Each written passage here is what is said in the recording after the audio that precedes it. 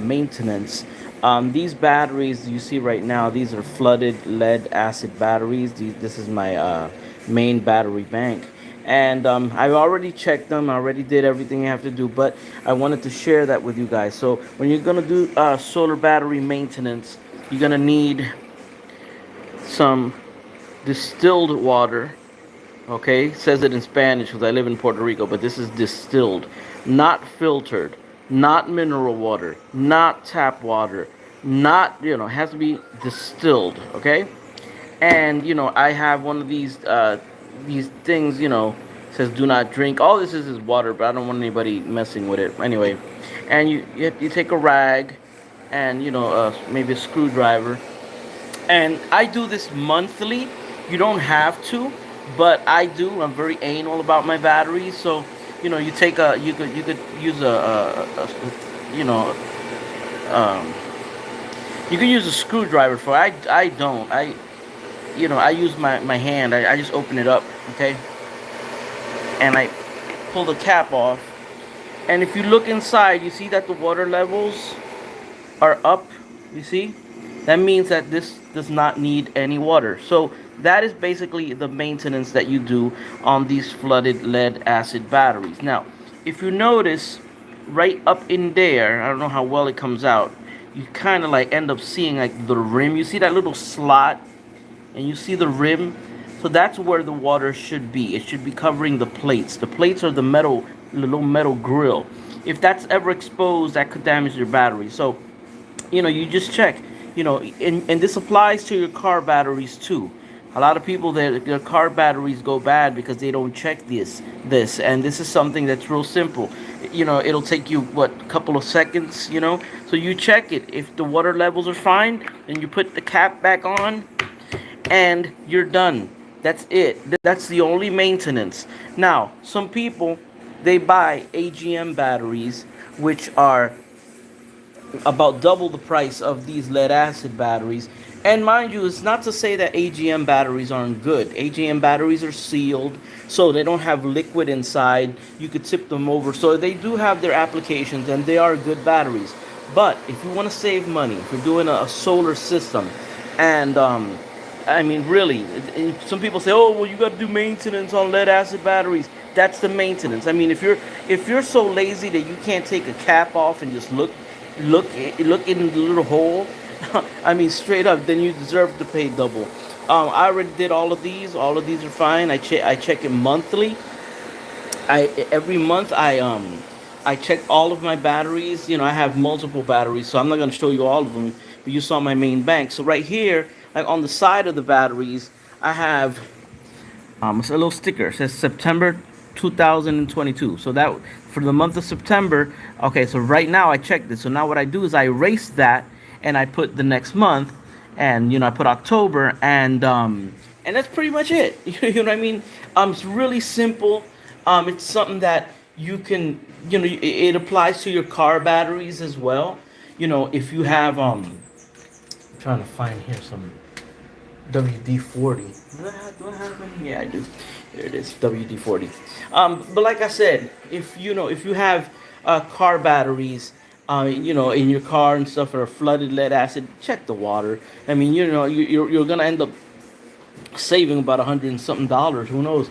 You could probably extend the life of your battery. A lot of times, people mess up the batteries because then they take the hose from the house, and they put tap water, and they mess it up. Okay, so what do I need WD-40? Okay, so WD-40 will remove, spray a little bit of that, and WD-40 will remove Sharpie.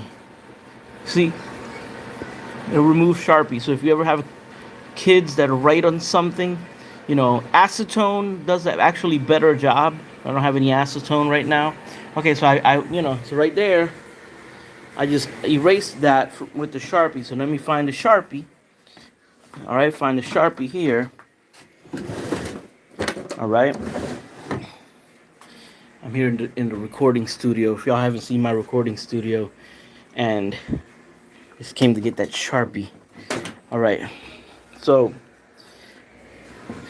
we're gonna write down right here with the Sharpie. Give me a second. Bear with me here. I'm trying to do this with one hand. All right. Okay, so right there, and we're gonna write on here. All right, let me flip this camera. All right. So we're just gonna write August. I mean, not August. October. All right. That's a weird. There you go. October 2022. All right. So there you go. I know.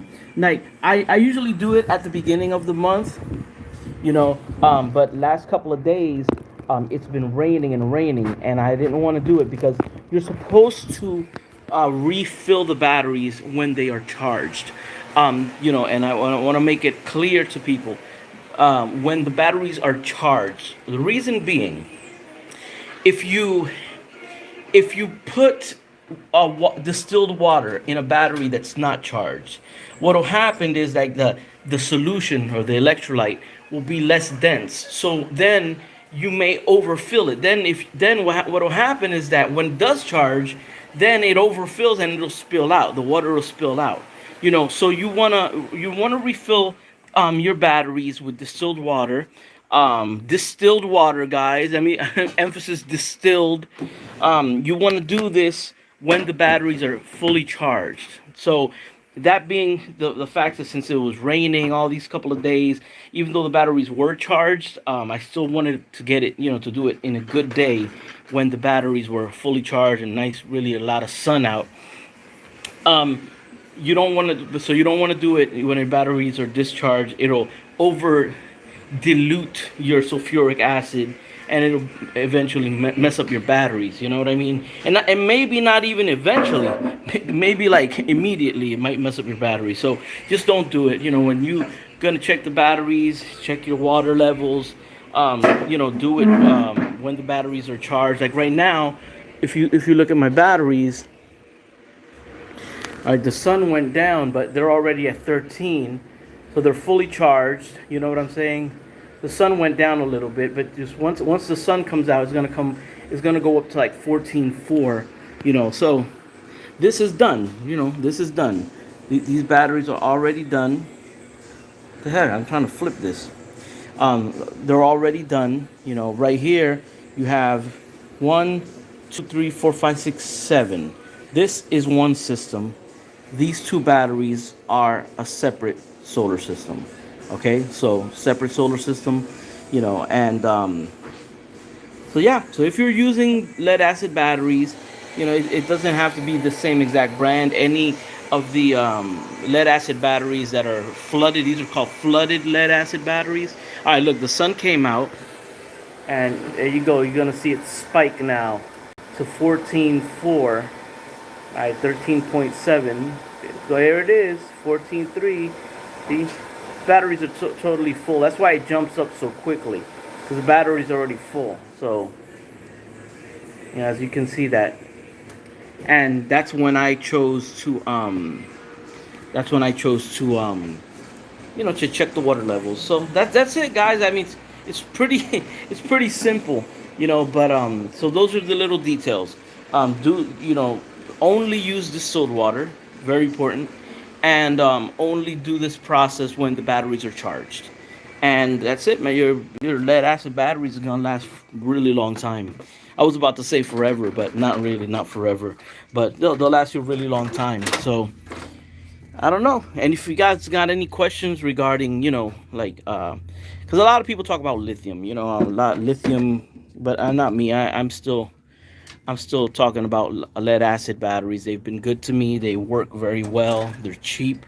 They're practical. I mean, I've always spoke highly of lead acid batteries. I believe that in a grid down scenario, the lead acid batteries are the ones that are going to thrive because you can actually make them by hand. There are actually videos of people in Pakistan that make the lead acid batteries by hand. And, in a grid down scenario, in an apocalyptic or a collapse or something, that's, people from Pakistan are going to have, they're going to be making their own batteries while we're sitting here twiddling our thumbs because we have no batteries. So anyways, that's it. That's the tutorial. Hope you guys like it. Take care. God bless. Ruben Obed.